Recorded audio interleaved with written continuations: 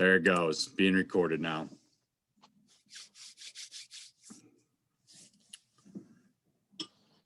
Well,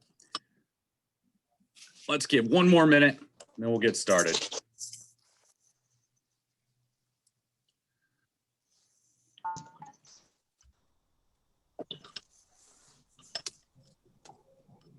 And there's our favorite attorney.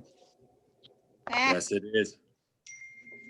You tell my opposing counsel that today has been rough.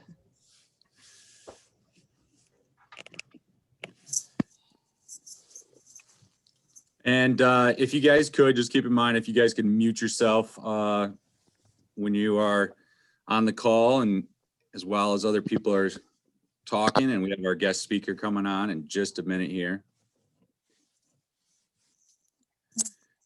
Again, it's good to see some new faces on the call tonight. Welcome to you all.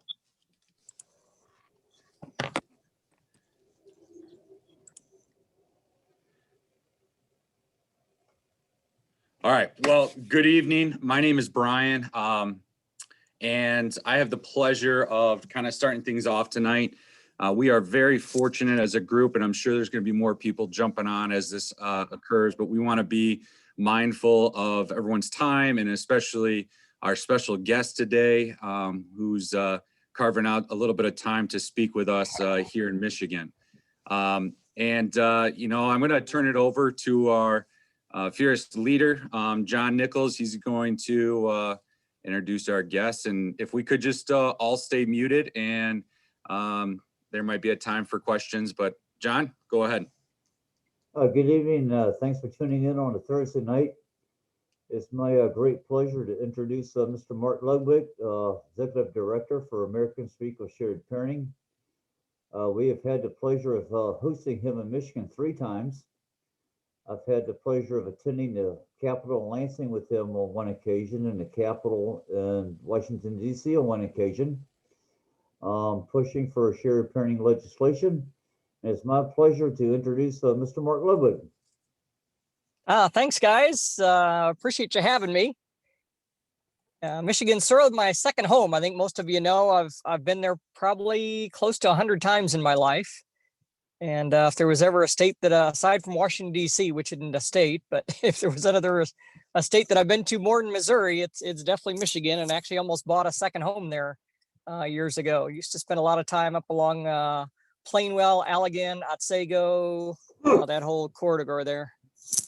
So actually, we're having kind of Michigan weather here in St. Louis right now. Even have potholes too. Makes me definitely feel like I'm back in Michigan. But really proud of you. I don't know. I'm on my phone, so it doesn't look like a normal Zoom, so I can't even see how many people are on or anything. I feel like it's just me and John talking the way it looks. But don't know too how long anybody's been involved with the shared parenting community in Michigan. But your state has definitely come a long way. I think John may be able to tell you, but years ago when John and I got involved in Michigan did not have a good reputation for shared parenting. There were some people that had gone, I guess it was about 10 years ago now, and decided, understandably so, we all know the frustration when your kids are ripped out of your life. But some people went to the courthouse on a weekly basis, or to the Capitol and courthouses in Michigan on a weekly basis, and created a pretty bad reputation. They really gave the impression of an angry dad that had no desire to actually be a part of the child's life, just wanted to be somebody that wanted to complain. And it really created a bad taste in a lot of legislators' mouths. And I know John was with me several trips to the Capitol. I think I've made 6 trips total to Lansing over the last few years. And the first few, it was just amazing, the horrible reception that we received. Now, fortunately, you guys have done a great job of changing that reception, and it can be done. Texas is another state that Texas Texas had such a bad reputation that 4 years ago, our own sponsor pulled the bill. That's pretty bad when your own sponsor pulls the bill. But you guys have done a great job. The biggest key is to make sure that you educate legislators and realize the Bar Association and the radical domestic violence groups have done an amazing job of creating the perception of the angry dad. Now, we all know why that's there. You know, anytime you rip your children out, try not being angry, as we all know, when you rip your child out of your life. It doesn't matter, though. We've played right into the hands of the enemy, and we can't afford to do that. We've got to rise above and realize they're looking for anything possible to make it look like it's just a bunch of angry dads. So first off, it's not just a bunch of dads. This issue does affect both males and females nowadays. Due to the Title 40 funding mechanism, they're more interested in the money. It doesn't matter who has the money, they're after the money. But we can't play into their hands. So it's all about educating legislators and realizing some of the legislators in the opposition are very, very skilled at pushing our buttons. And you can't allow them to do that. They know what they're doing. And that's happened. I've been involved now in 29 different states, and I'm amazed at how political things get. We've all seen in Washington, D.C., and it's a good thing and it's a bad thing, everything that's been happening in D.C. over the last few years. I think it's really opened the eyes of a lot of people of what really goes on in politics. I mean, I've been around politics for 35 years and I've seen it firsthand, but most people had no clue. But we really do have to watch the perception, because politics is all about perception. So I guess, why don't we go ahead and open it up? If anybody had any specific questions that you wanted me to address, if not, I got a couple of ideas. I do need to I'm in the parking lot. Levi has jujitsu tonight, and his mom's leaving town early in the morning, so I got a bonus night with him. So I have to pick him up at 6:30 St. Louis time. So if somebody can, let me know when it gets to be 7:25 your time. But if anybody has any specific questions, let me know.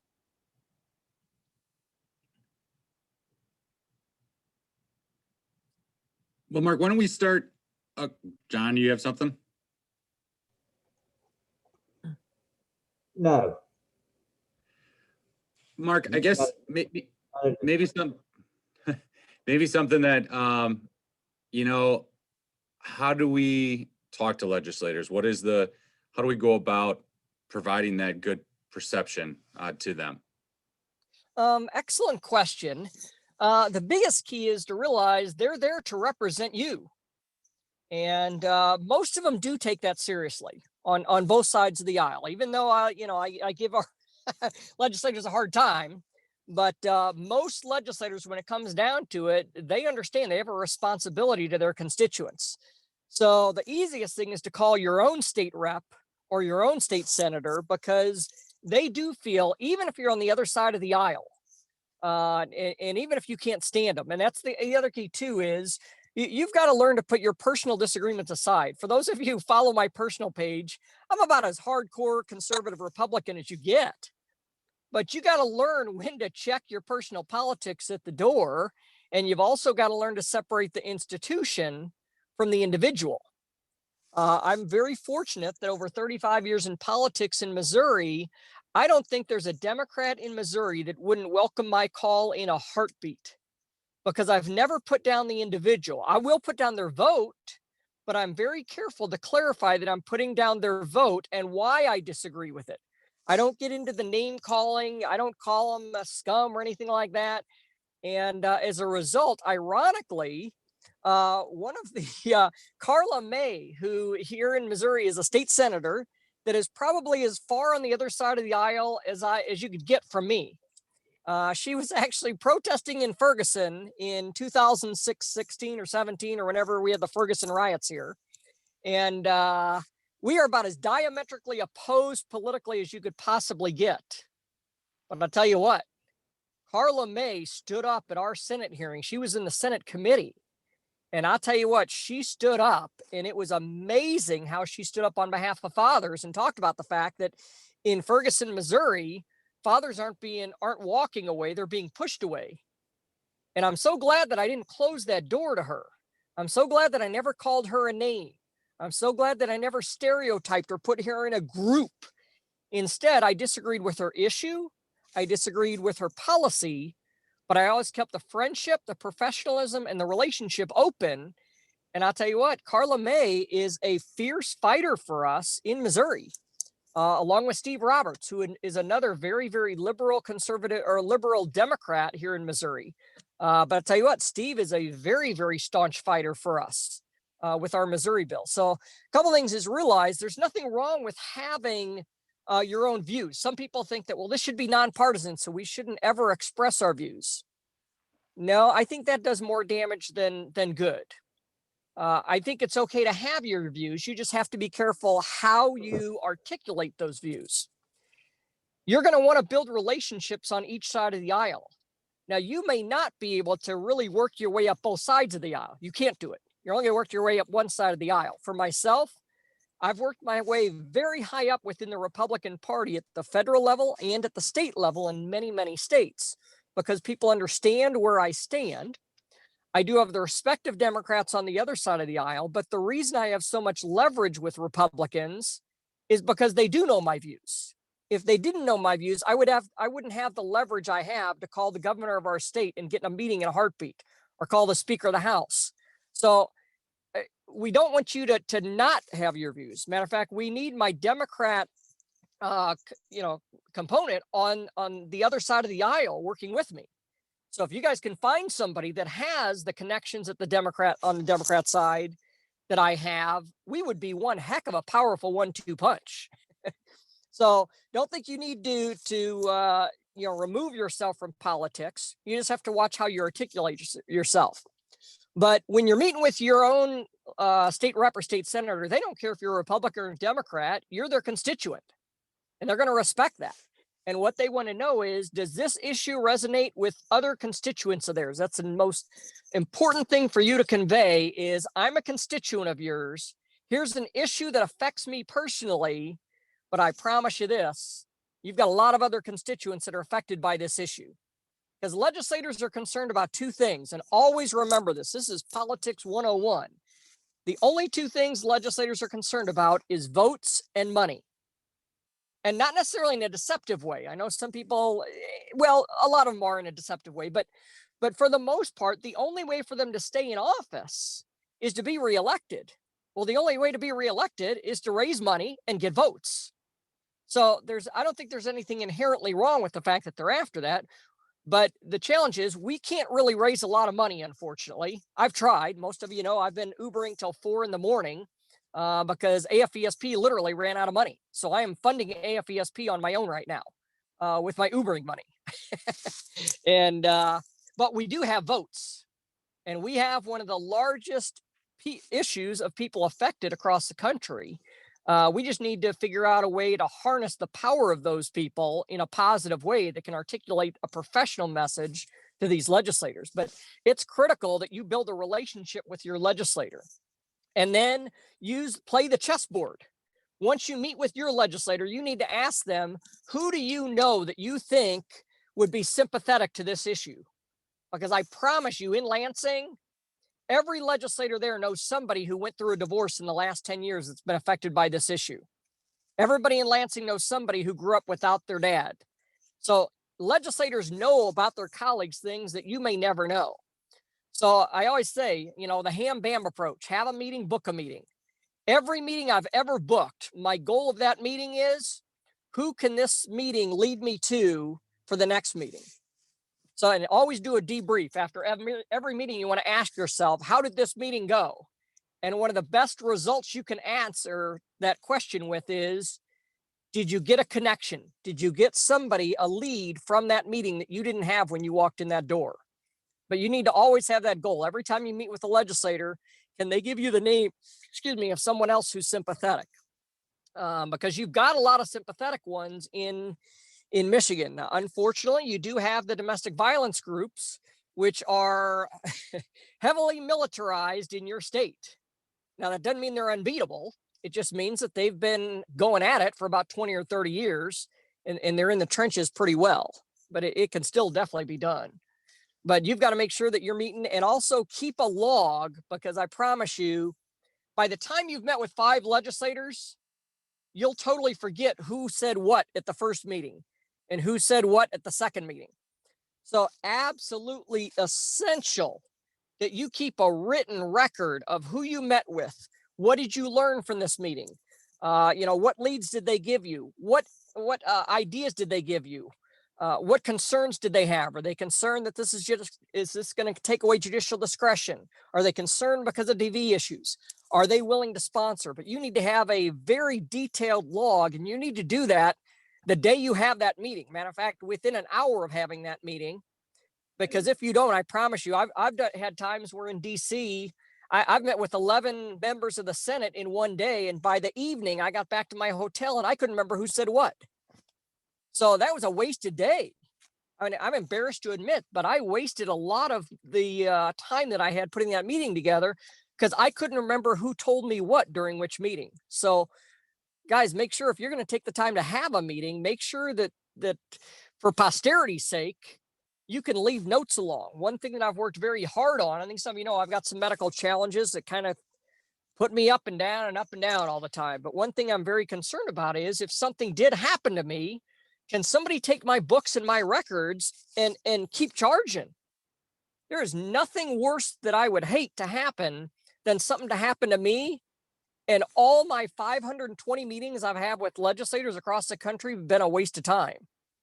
So keep some kind of a journal or a log that you can be sharing with others to help pave the way for others down the road. Probably a long-winded answer. Sorry, Brian. I have a follow-up question to that, Mark. It's Attorney I was hoping Jennifer. you would have a Hello. question. How are Our attorney, I knew you would have a question. you? So what would you say to an average parent who maybe doesn't even know who his legislator is or doesn't have a time for a meeting? How should they get involved? In what level of detail? So let's say they want to write an email or send a letter. How much do they go into their own personal story, and what kind of tips do you have for people doing that so that they share enough to be compelling, but not too much just to be offensive? Does that make sense? Excellent. That's probably just a beautiful, beautiful question because unfortunately we do get a lot of people who want to become involved, but they think, well, I don't have the background of like a Mark Ludwig or something like that. So I don't know, I want to do that. To be honest, that person is more effective than me. I can play the chessboard, but legislators don't want to hear from somebody like me. They want to hear from their constituents, from Joe Average American that says this is an issue affected me. So that's what we do. We need more people making calls like that. A couple of things. Number one is never be intimidated because they're there to represent you. So you are the best person to call. If you're the type of person that's never called a legislator, that's who they want to hear from. I mean, that is music to a legislator's ears. In 35 years in politics and all the times I've spent with capitals and around legislators and friends of mine that are chief of staff, they will tell you that is music to their ears if they get someone in their office that says, I've never been to the Capitol before. That tells them that, hey, this is my chance to relate to somebody that really is out there and not a professional advocate. So they love hearing from that. Now you bring up a very good point of you want to tell enough of your story to get the point across, but not too much of your story. The two biggest challenges that we have in this movement, and we create our own damage, is number one, we ramble too long, like I'm doing right now. But we go on and on and on and on. And number two, we give way too many details and come across as bitter. My standard rule of thumb is if you can't convey your story in less than 1 minute, at the most 2 minutes, you've blown it. You have 100% blown it. Legislators don't have time, and I'm not exaggerating, 5 minutes with a legislator telling a detailed story of your custody battle, and you have just lost them. 100% lost them. Their attitude is, you know what, this person needs a psychologist. They don't need me. And I don't mean that to sound uncaring because I've been there. I'm trust me, I'm going through it still. But so I don't mean to sound uncaring, but the key is to focus on the solution. So what we want to do is bullet points. So practice ahead of time, bullet pointing your story. What are the main points? When I talk about my story, I've got 11 years of a story of being alienated and false allegations and everything like that. I don't have time to go through that with a legislator, though. What I do have time to go through with the legislator is the fact that my son is currently only getting 8 overnights a month with his own father. even though that's better than a lot of people out there. But that is not adequate time for my son to get homework with his dad. That's not adequate time for my son to build a relationship with his father when he's going to need discipline when he's a teenager. That's not enough time for my son to have an equal relationship to where he feels like both parents are equal. Instead, he feels like one parent is the superior parent and one's the inferior parent. And I will mention the fact that Levi has made the comment many times that his mom is his real parent because she's the one that he has to get final approval from. And so I'll mention a few things like that, but then I immediately get on why we need to change the law. And the way I do that is, and this is the most critical point of your story, but Mr. Legislator or Mrs. Legislator, let me tell you this. I'm not the only one in your district that this is happening to. I can promise you tonight that there are dozens and dozens of your constituents that are going through this right now as we're sitting in your office right now. And so we need help passing a bill to get equal shared parenting.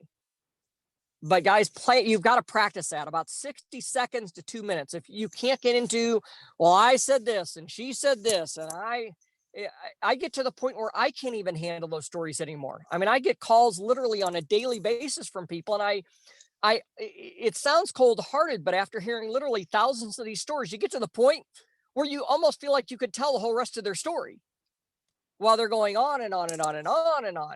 And we got to get to a solution here. We're not going to get legislation passed by going through every detail of the story. So excellent question, Jennifer. Number one is make sure that you do contact your legislator. You're much better off in person if you can get to Lansing. If not, so many meetings are done by Zoom right now. It definitely helps. If you do something in writing, I'll just tell you flat out, I have literally sat in legislators' offices and watched letters be thrown away if they're more than 1 or 2 pages. It's not exaggeration. I mean, hundreds of letters I've seen on both sides of the aisle. Okay. So I'll just tell you, if you ever send a letter that's more than 2 pages to a legislator, 95% chance that letter will not be read unless you have an existing relationship with that legislator. That's not an exaggeration. And guys, I'm not kidding. I've spent a lot of time in the Capitol. I will tell you, I have seen hundreds and hundreds and hundreds of times where I've literally witnessed staff members open up 6-page letters and say, oh, we don't have time for this. And so they'll send the standard response that says, thank you for your inquiry. We will take your concern under advisement. And they never read the letter. They throw the letter away. So if you can, keep it to 1 page or less. A 1-pager is so much more powerful than a 3 or 4 or 5-pager. 5-pager is not going to be read. Phone calls, like I said, keep them brief. Emails are okay, but that's the least best. The single best is a live visit. Second is a phone call. Third is a snail mail letter. Fourth is going to be an email. Emails are usually only good for last minute call to actions when something's already in committee and we just need to get a flood of comments to them.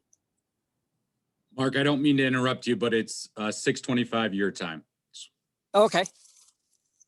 Yeah, so sorry, guys. It turned out to be a bonus night with Levi. Otherwise, I'm definitely willing to help out. I don't want to monopolize your time, but anytime you want me on again, let me know. I'm more than willing to help, especially since, like I said, Michigan is like a second home. And I think most of you know, I do know a lot of your legislators up there. A lot of your legislators. I was very fortunate when I ran for U.S. Congress. At the time, I was very good friends with Rich DeVos, who is president of Amway on the other side of the state. I think some of you know I used to have a very large Amway business. And when I ran for Congress, Rich DeVos literally flew Newt Gingrich, who was Speaker of the House at the time, to the Grand Plaza Hotel to have dinner with me. So I had dinner with Jay Van Andel, Rich DeVos, Dick DeVos. There's a whole host of us in there. So I do have a lot of connections in Michigan. So would love to help you guys out. I always believe you guys need to be the boots on the ground. My hope is to be more of an advisor and a resource to you. I don't want to dominate and come in and sort of tell you what to do. So, but like I said, anytime you want me on again, just let me know. I'll be more than happy to. And I apologize that tonight kind of got thrown a little wrench with Levi's jujitsu here. We understand you got to take advantage of those special moments for sure. Yeah, and thanks, Mark. And I'll see you next Thursday in warm weather in Orlando. Oh, that's right. All right. Well, thanks, guys. I'm really proud of all of you, and I will talk to you later. Thanks, All right, Mark. Take care. Thank you. Thanks, Mark. I'm Well- gonna chime in real quick, then I'll kind of back off. I'm in the process right now of scheduling a meeting in Lansing with my state representative, Alex Garza. I think there's enough of us on our leadership team. I can probably feel confident with saying, if anybody can get a meeting with their own lawmaker, one of us on our team can come and assist you there. It may not be all of us, it may not be two of us, but with, we got 6 or 7 of us on our team, I'm sure we can get one of us to show up with you guys. And also, most of the legislators right now are holding coffee hours by Zoom. Build the relationship. And as Mark said, basically a 60-second elevator pitch. Don't bore them with details. Get the point across in 60 seconds, 2 minutes at the most. And I'm going to mute myself and let you guys carry on the conversation. Hey, John, I'm sorry to chime in. I know John and a couple other people on here. I've been in and out of the process of this here and there. What is the best way to find out, other than Facebook, about a representative having a coffee hour? For me, I live in Canton, so it's do I just go to their own Facebook page? Because the only time I ever see a coffee hour is when a admin posts it on the page. So instead of contacting you directly, is there a good way that I can get my own resource to find that information to meet up with them? Yes. Friend your legislator on Facebook, whether it's a Okay. personal page or your organizational page. Okay. Like my state senator, Erica Geis, we're not personal friends on Facebook, but I do follow her Senate page. So I get all the updates.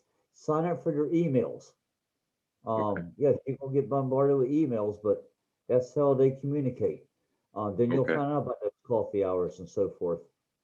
Okay. And then my other question is going in and talking to somebody, I hear a lot about meetings with senators, but don't I have to meet with the representatives? The senators have no input on whether or not this bill can pass or not pass, being that they're a senator, they're the second step to the bill, I would assume.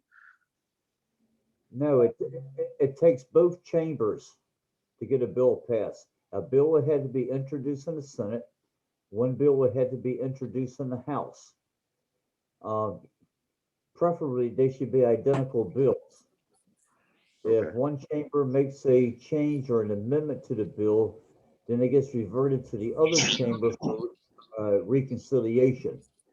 So yes, we need both the House and the Senate both to sponsor a bill.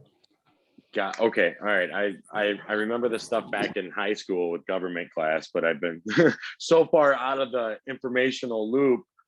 If I was to take on my own lead and just go talk to somebody, is it better for me to talk to a representative first or a senator? It doesn't matter. From what I think you're saying, it doesn't matter who we talk to first. Both.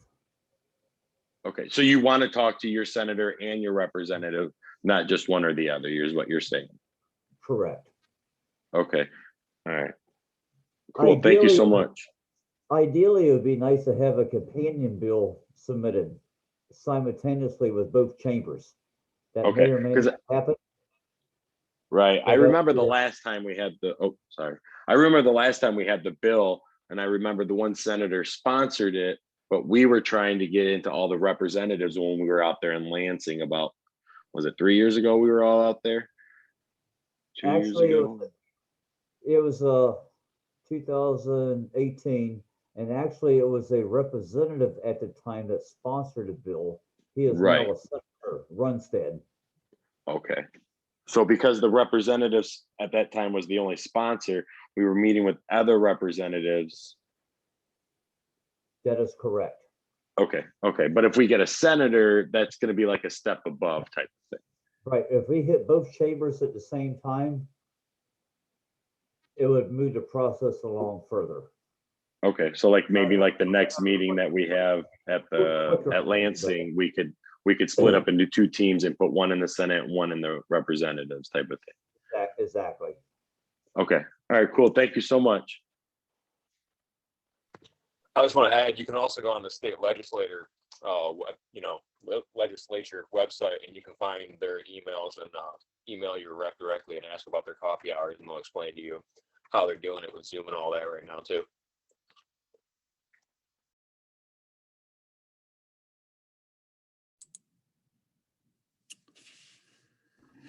So I kind of have a question, and I hate to be pessimistic in any sort of manner, but with what Mark said with regards to how legislators care more about money and votes, basically keeping their jobs, I'm not even sure, if a particular legislator was impacted by divorce and custody with their own children, whether or not they would put their own job on the line in supporting such legislation if they knew the votes wouldn't be in their favor. So I guess my question would be, how effective is this in going after legislators to support a bill that would potentially get them kicked off the legislature due to majority votes in Michigan? And is there another way of going about this? Well, one thing in a discussion when you meet with your legislator, when I met with mine, Representative Alex Garza, throughout the course of our conversation, he just recently got married, but his cousin's going through a divorce right now. You carry out the conversation. Do you know anybody who, and close to you that has been divorced, that has children? How did it work out for them? You get the conversation started. Excuse me. Have that dialogue, and then okay, well, if it's my rep's cousin, is going through it, so he's got a close connection there. Maybe your state senator, his brother got a divorce 5 years ago. Ask him how much time he spent with his children. Get the conversation open up that way, then move from there.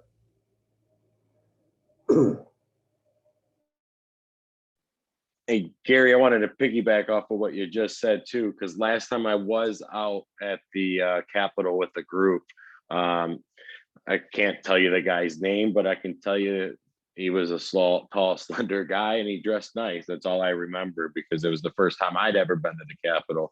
But there was one gentleman, and at the time, David Helm was in there with me, and we talked about, we introduced it, started the conversation up, asked if, like John saying, if there was any effect that his family, relatives, people he knows who might have been affected by that. And he went the way that you're feeling and the way that you're trying to get the answer out of. He went right to the negative side about that. He went right to saying his mom moved him out to the Carolinas and they left their dad here. And he fully believed that it was the best choice for him at that age. He's like, looking back, it was great for me. That was the best thing for me that my mom could have done. And he was really serious about all that. And guys, like everybody in this group, were just like, how is that benefiting a child at all, that you're removing a child from a mom or a dad? They need both equally. I mean, that's why we're mostly all here working on this. And the look in my face, I've never been ghosted. I've never been left without a word to say, because if you know me, I talk a lot. and I'm long-winded, probably more than Mr. Ludwig is. But he didn't have anything positive to say about that affected him personally, as far as the movement away from his dad. It was all negative, a negative on the opposite side of what we were hoping to get out of a reply. He hated on every aspect of it. He downed every thought. And at the old bill that we had, I do believe David Helm was one of the people that wrote the bill or helped write the bill.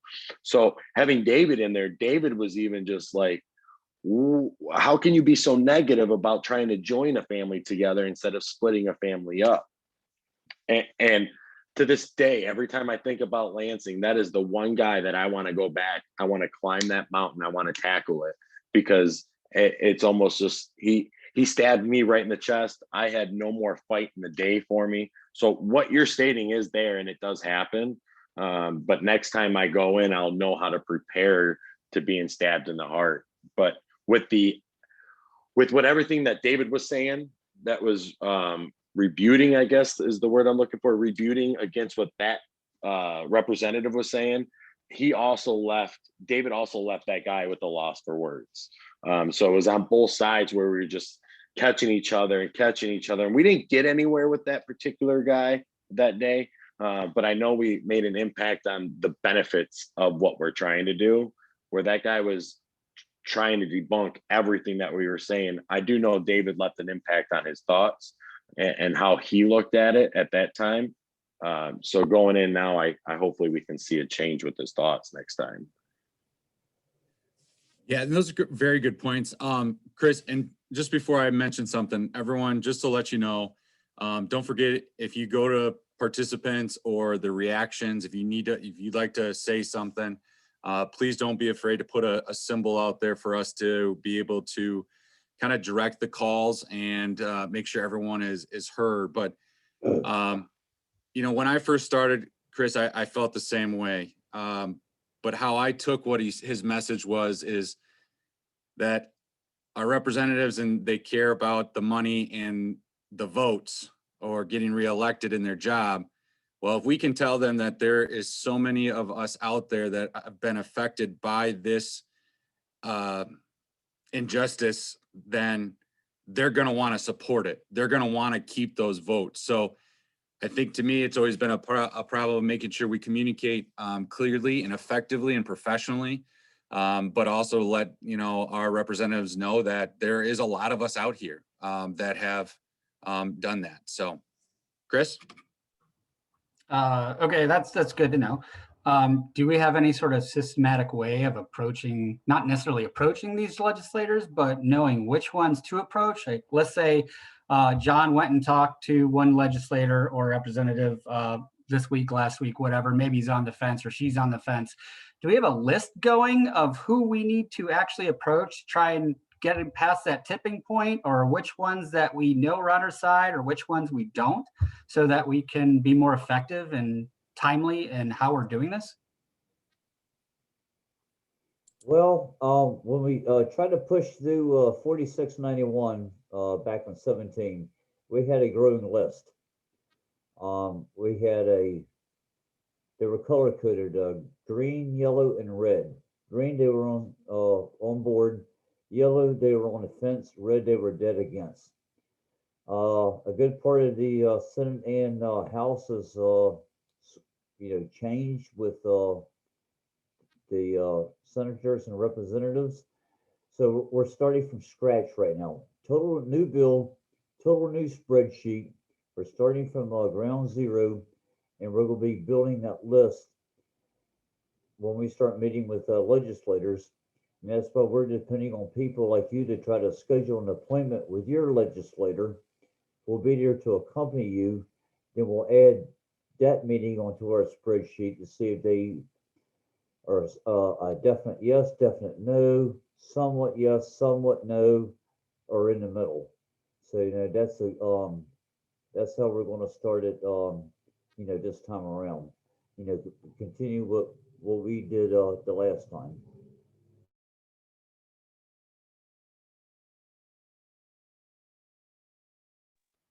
I don't know how to put the hand symbol up, so I apologize for me just hitting the unmute button, guys. I'm new to this stuff. But Chris, also last time we were there was a lot of representatives. I hate to make it a partisan thing, but a lot of the Republicans that were some were vocally, I support it, and some were like, hush, hush. Same with the Democrats. The bigger thing was more of the Democratic side. Correct me if I'm wrong, John, but there was a lot of Democrats that we only needed like 2 more Democrats to get it off the floor or something like that. But a lot of them were hush hush. They didn't want the neighbor Democrat to know that they were for it until they went to vote for Because that's something that, who was it? Gosh, what's his name? He's the builder guy, Keith. Keith informed me that day. I remember that day like it was yesterday because it meant so much to me to be there. Keith would come up to me and be like, hey, some of these people are for the bill, but nobody else knows they're for the bill. And nobody's going to know until they go vote it. Because I know you mentioned about like, they don't want to hurt their persona, or if that's a horrible word, they don't want to hurt who they are as a person viewed by others if they support this bill. So there's a lot of them that don't vocally support that bill until they go to vote for it. And then they find out who was for it, who wasn't. Yeah, and we were pretty careful at that time to keep our list confidential. There was, I don't even think I had a copy of it at the time. So, you know, we do hold that information pretty tight, but we do need to keep records, like Mark was saying, so that we know where these legislators stand, so we can focus our attentions when we get close. Roger, getting back to what you were saying a while ago, they had a whip vote back in 18. We were 9 people away from the speaker bringing it to the House floor for a vote. 9 people. So we were close. That was pretty daggone good. And I think it's important to add for the new faces that I see on here, which is awesome, is that, I mean, our leadership group, we do have a bill ready to go. We do have key changes that are going to make an impact. It might be a little step now, but we have to take little steps to make big change. And so, you know, I think that first step is, you know, you talk about having a process, that our first step is there. Now we're going to look for sponsors and get in front of legislators and stuff like that. So hopefully that answers any of your questions that you had, Chris.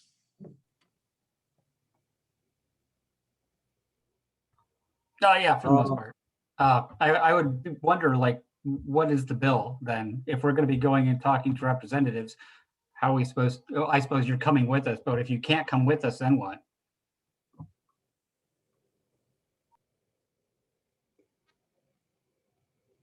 I would say with the amount of the people we have on our leadership team, we can find at least one person to come. But I think too, what I think, and John and anyone else, feel free to correct me, but my thing that what I hear Mark saying and that we need is to reach out to your representatives and just give them your 60-second pitch, your story, and how this is not just affecting you, but many others. I don't think it's us asking everyone to, you know, try to pitch the changes, the bill that we have looked at. Am I on the right track there, John, that it's better just to reach out to your legislators, your representatives, you know, get to know them, have them get to know you, you know, give them the idea of your 60-second story, and then, you know, we'll let it go from there and we'll reach out. And that's why I said, you know, attend their coffee hours, whether it's in person or virtual, you know, build that relationship first before you go to the Capitol. When I go into if I walk into Alex Garza or Eric Geis's office right now, they would extend their hand out. Hi, John, you know, thanks for coming up today.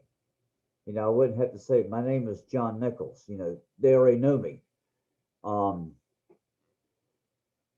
like I said, you know, establish that relationship. You know, you know, if you think they may be on the fence to, you know, agree with you during a coffee hour, you find something that you agree with them on, whether it's fixing the damn roads or something like that. You know, there's something that, whether you're a Republican or a Democrat, there's going to be something that you agree with them on. You know, if you're a union person and you want to see the right to work overturned, you know, if it's a Democratic legislator, you know, talk to them about right to work, you know, have that conversation with them about right to work.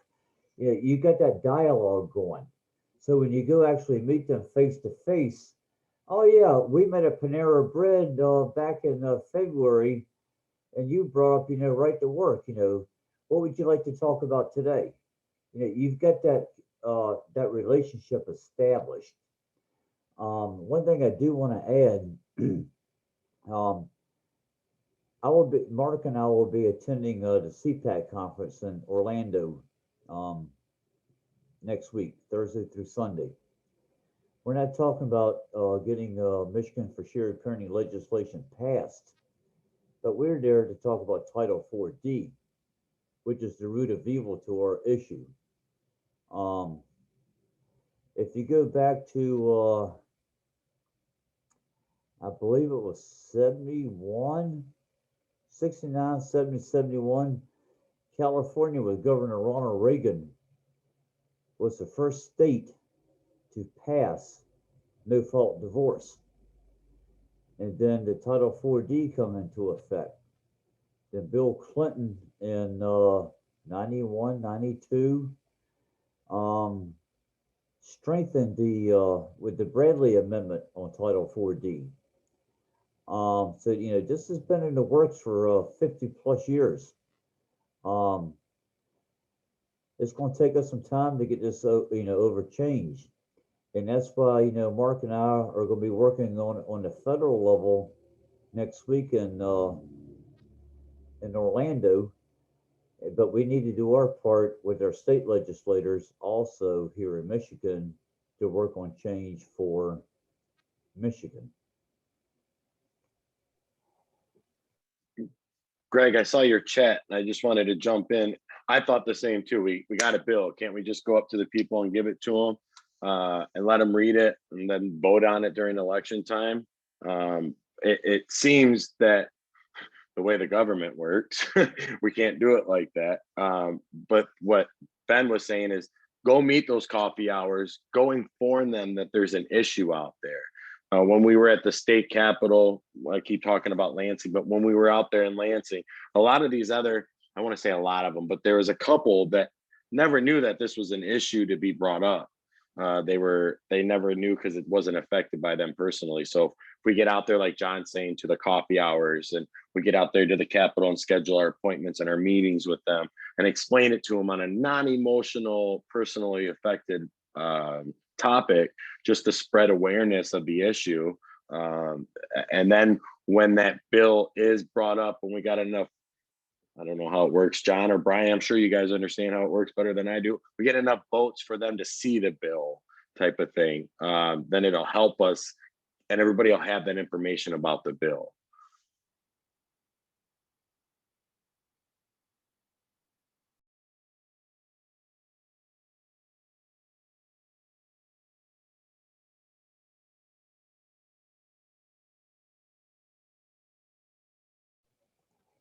Go ahead, Ben. Yeah, I just want to make a point too about like how when we were up there and like people that didn't know about how bad this issue really is. I can't. I was with Annie or not. We were with a legislator from the UP who was telling us how he knows nobody in his family that was divorced, and luckily for their family, like, everyone just stayed together and they've had good families and whatnot. But then the more and more we talked a little bit for just a couple minutes we were there, he realized that all of his family, he has a lot of teachers, and they all said that the ones the teachers could easily tell which kids were coming from a separated home and which ones weren't because of the amount of difficulties they were having in the conversation, some way like that.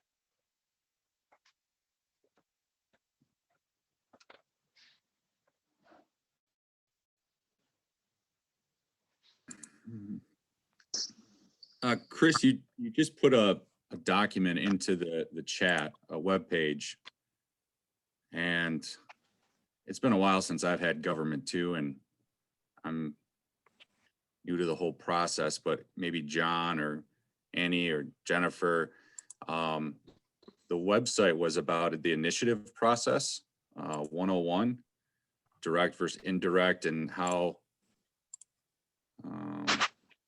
what is it? Basically enable citizens to bypass their state legislator by placing proposed statutes on the ballot.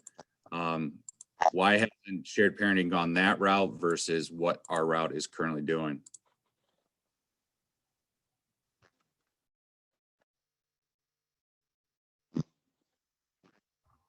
Yeah, I can only assume that it's because it's a lot of work to try and get the number of votes needed to get something. I believe when Schneider was in office, he changed it to 60 days. But I mean, if we had a grassroots movement that could get the number of votes needed for such a bill to get onto the ballot, why not?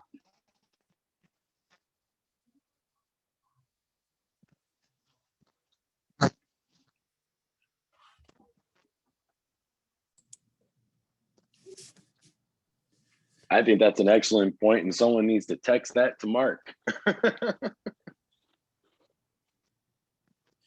John, do you have any like background knowledge on why that has never been something that has been looked at trying to do?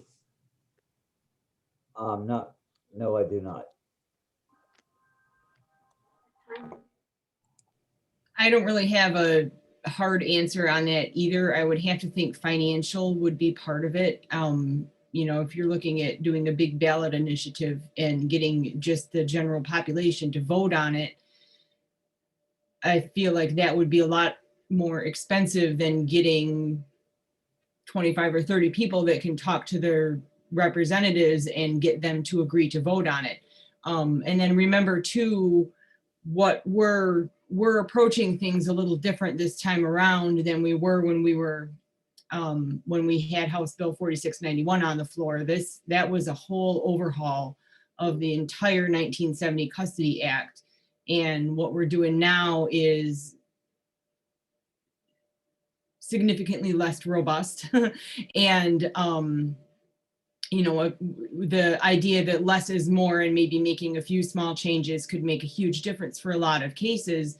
So that's a little bit different. I don't know how that would look if we tried to approach the general public with what we have right now. I don't know if that answers. Are you talking financially just for the sponsorship of the information to get the word out there, or is there something else financially that is in the? Oh, Like, yeah, I'm talking about, you know, marketing campaigns, getting the word out, you know, getting enough people to show up on election, you know, whatever that election day might be, and trying to, you know, to get that information. And, you know, I would say if you look back on the last election, I don't know how many ballot initiatives were on your ballot. I think I only had 3 or 4. And if it was as easy as all that, everybody with a cause would be approaching it from that stance. So I don't know the ins and outs of all of it, but, you know, there's reasons that this isn't the approach that every cause is taking. You know, and I'm not sure what those challenges are. I just think financially would be one of them. as the leaders of this bill, is that something that we can approach all angles? Do we only have to stick to one angle? I mean, if we approached all different angles to get to the circle, is that, however, you know, are we only focusing on one angle, or can we keep that focus on that angle, but try to open up another angle as well? I'd like to comment on that. Talk about a ballot initiative. How many people are on the Zoom call right now? 10. Brian has done a good job publicizing this Zoom call. We have 300 members on our page so far, followers. If we did a ballot initiative, 10 people took the time out tonight to join this call. Do you have many signatures that you would need for a petition to get it put on the ballot? I forgot what Around the percentage 300,000. was. Pardon me? Around 300,000. Okay. Can 10 of us get our 300,000 signatures on a petition to get it on the ballot for an election? Of course we can. Did you just not watch the previous election? The Democrats can do it. We can do it. I'm just kidding. Sorry. I love that. My point is, a ballot initiative is totally going to be out of the question. It's out of the question. It's definitely a good question to ask, though. I think I mean it's a good avenue to look at, but I think it too is a lot less people can make. John, you're muted. I did not mean that in a disrespectful manner, by all means. I was just trying to use the example of the 10 people on this call right now to get 300,000 signatures on a petition.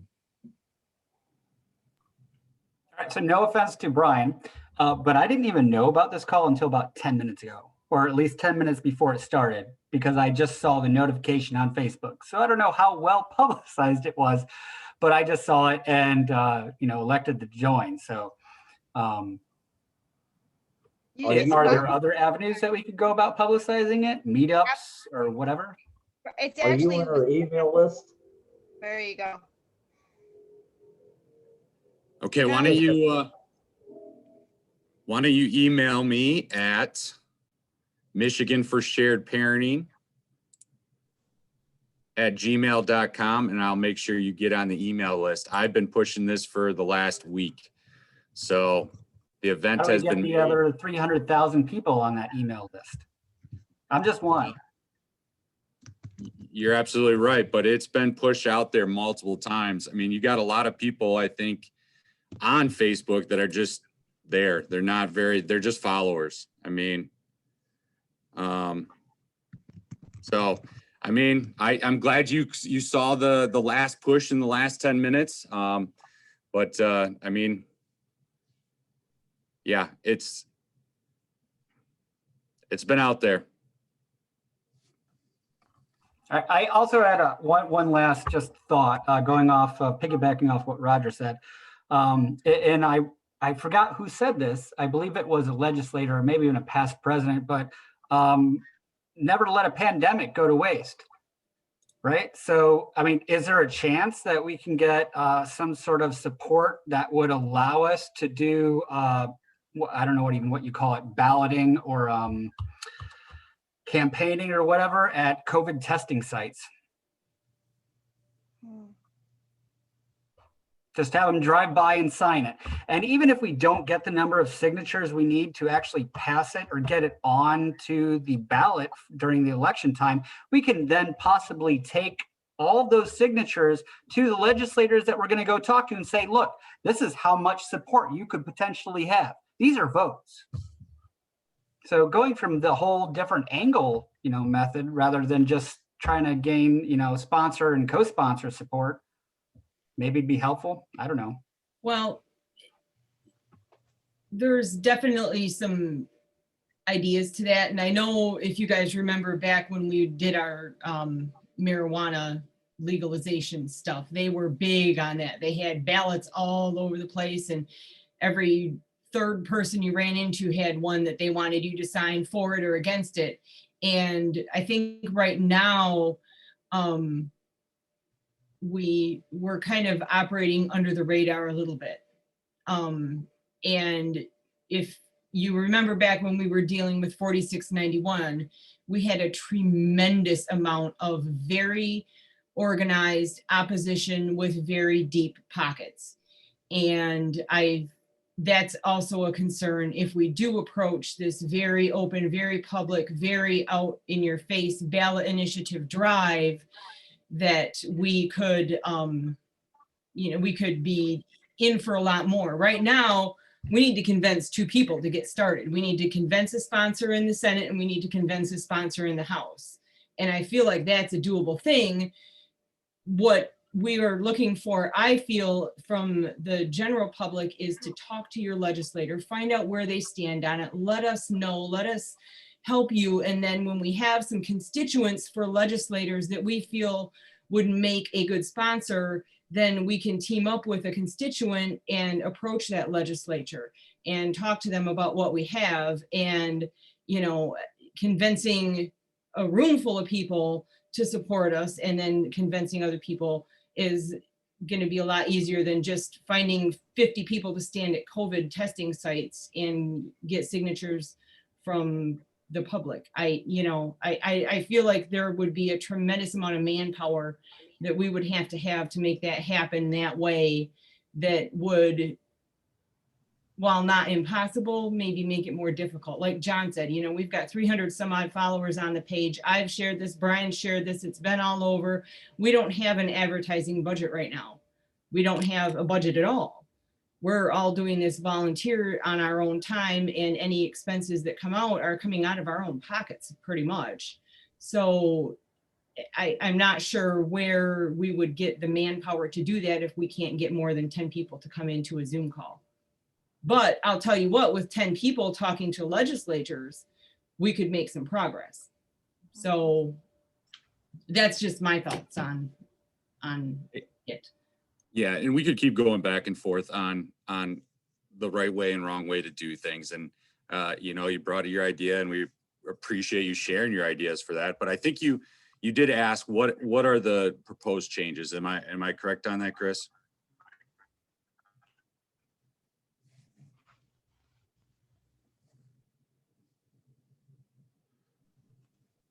I think I saw in the chat. Sorry, I didn't realize I was muted. Yeah, someone said it in the chat. It was to require judges to articulate the reasons why they are making the ruling. And so deferring to Ms. Payne, because I believe she's an attorney, aren't they kind of required to do that at this point in time? And can't they just say, well, you've met the preponderance of proof or evidence or whatever to prove your point, therefore it met whatever that is? No, they're actually not. The court rule and the statute do not require a written decision. They allow for rulings from the bench. They allow for rulings in private that are just audio recorded and sent to attorneys and parties. They allow for a quick decision at the end of a trial, as opposed to a well thought out, analyzed decision in writing. So our request is, our proposed changes to require those decisions to be in writing, which will naturally require a more thoughtful analysis, as well as one that's more transparent. And that's done after proofs have been taken and the case is closed, as opposed to at the end of the day when everybody's crabby because they've gone through trial or been on Zoom or whatever. So there it actually isn't a requirement to issue a written decision, and counties vary extremely on this issue, which leads to inconsistent results, and also makes it more likely that courts will fall into patterns of decisions like pro mom or pro dad, as opposed to individualized decisions. So, but the question that you're asking is actually very important, because this is a common sense change. Most people think is required already. So it's really not even something we should be arguing against. I didn't know that. Mhm. So sorry, go ahead.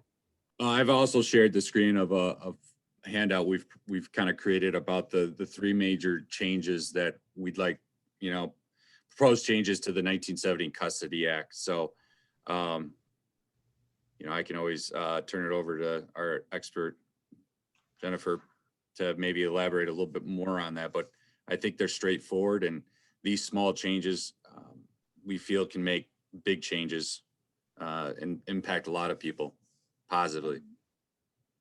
Mm-hmm.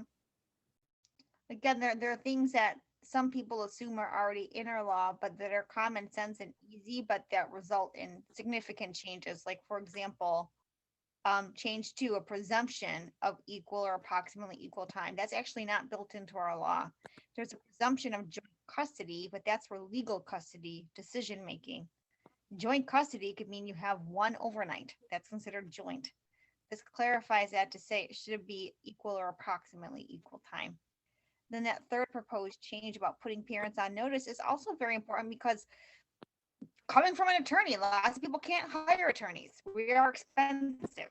So it's better to have the court notify parties who are representing themselves about the presumption and the expectations under our law, as well as what each parent is entitled to, and to set that tone in court, which would prevent one parent from overreaching people Googling and getting all kinds of crappy information, and we just set the expectation accordingly, which goes a long way in cases. The court's already required, by the way, this came up a couple of meetings ago. Is that going to be burdensome on the court? The answer is no. The court gives us paperwork all the time, all kinds of notices, meeting notices, handouts, e-file stuff. This is not going to be a burdensome task for the court.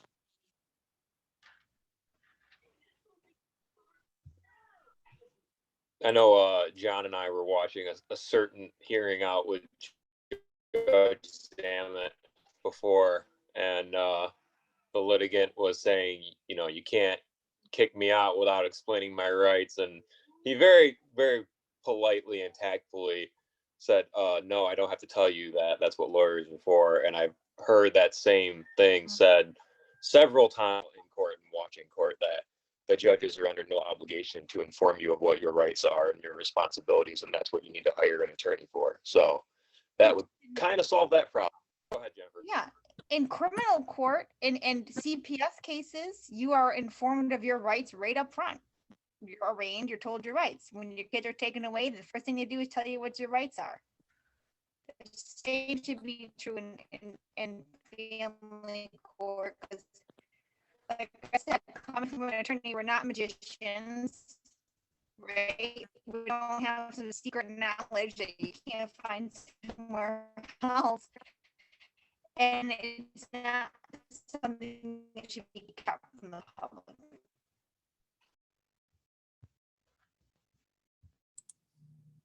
Jennifer, you might want to just turn off your you kind of were breaking up there.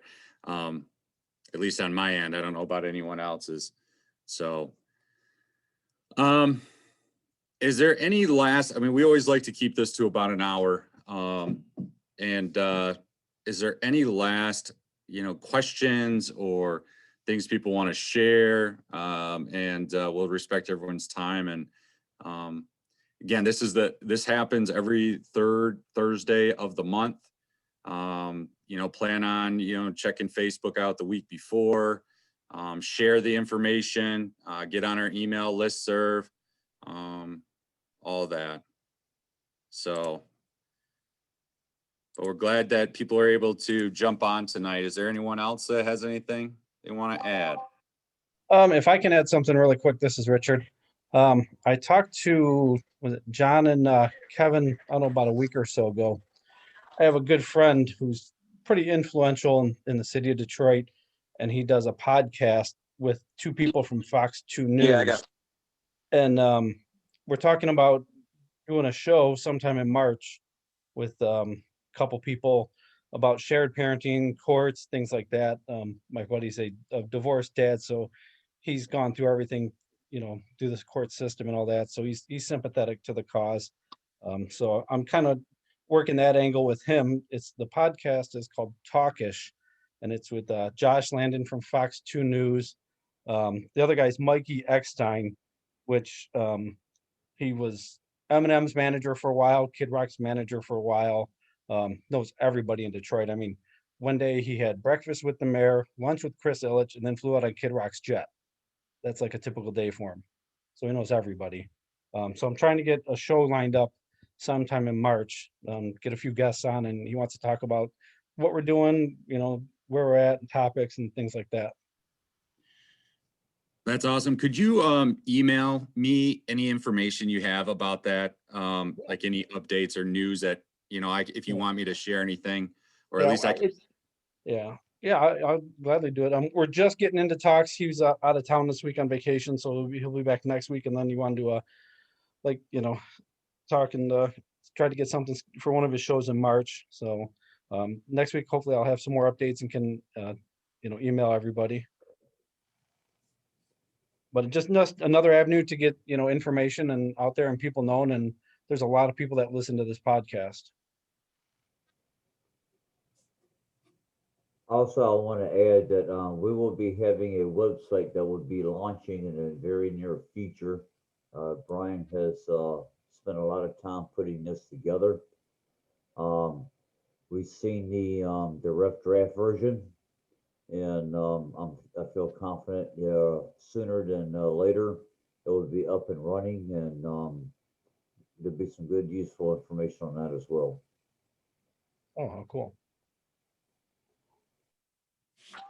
I just wanted to mention too, I know John was watching my hearing on Friday, and I recently got rid of Judge Haggerty, and he was replaced with Judge Mary Beth Kelly, who just came off the Supreme Court.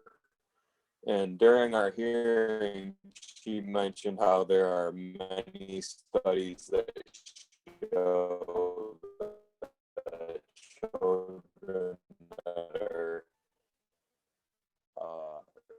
separated in a divorced family, if they get a substantially equal relationship with both parents, that they can do as good as kids that are raised in their nuclear family.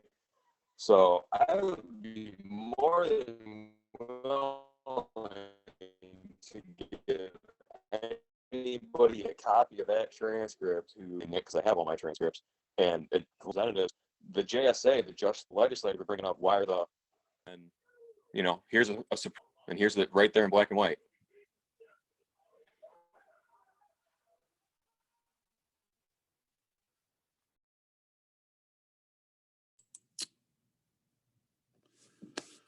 All right. Well, I think that kind of, unless anyone, one last time, thank you so much, but it's almost 8:15, and appreciate everyone's time and jumping on, and look forward to next month, third Thursday, right, John? Same time, same bat channel, all that jazz.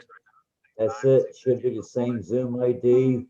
And one thing I will ask for the people who's on here, please send Mark Ludwig a message on Facebook, thanking him for taking 25 minutes out of his busy schedule to join us tonight. Him and I will be sharing a room next week in Orlando, and I'll be attempting to be doing some Facebook Lives while I'm down there. And it looks like it could be a good possibility that I will be talking with Eric Carroll and Dad Talk today to try to get some of our talking points out. And one thing I am going to mention, if I am fortunate enough to be on his show, that the family court systems are like a fast food restaurant. This is not a drive-through service. Our children are not Happy Meals or Chicken McNuggets. They need to be taking more time, more than 3 minutes. And thanks to my favorite attorney for that one-liner. So I love it.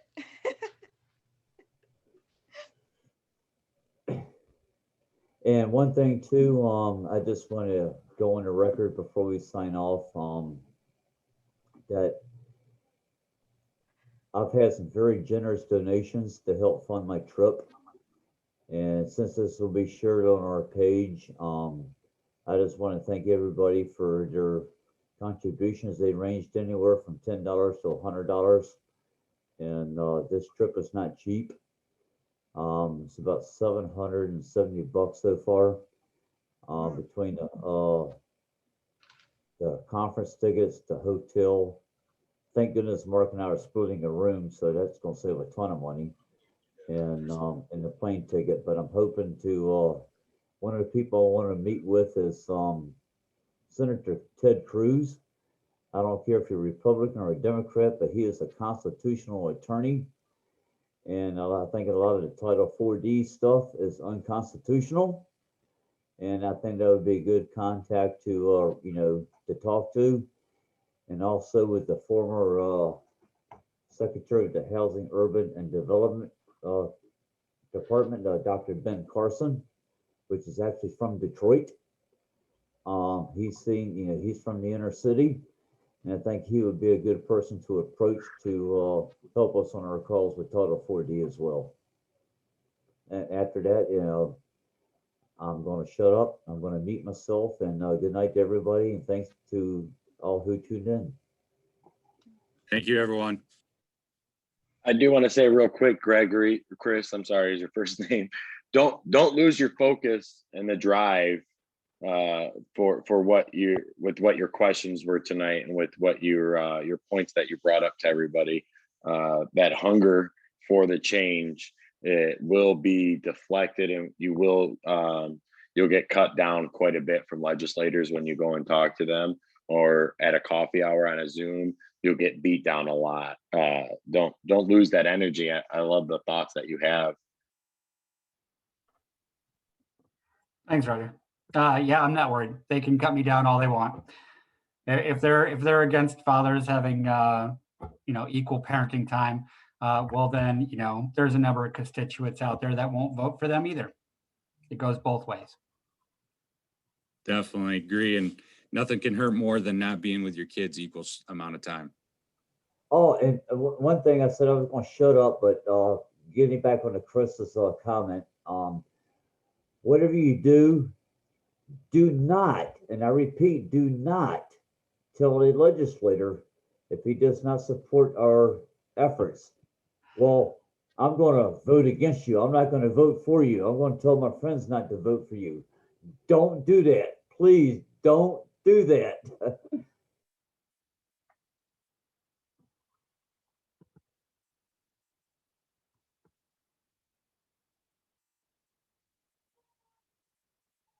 All right, thanks, guys. Have a good night. Have a good night. Thanks. Bye. Bye, y'all. Hey, Brian, hang on for a second, Yeah, I will. please.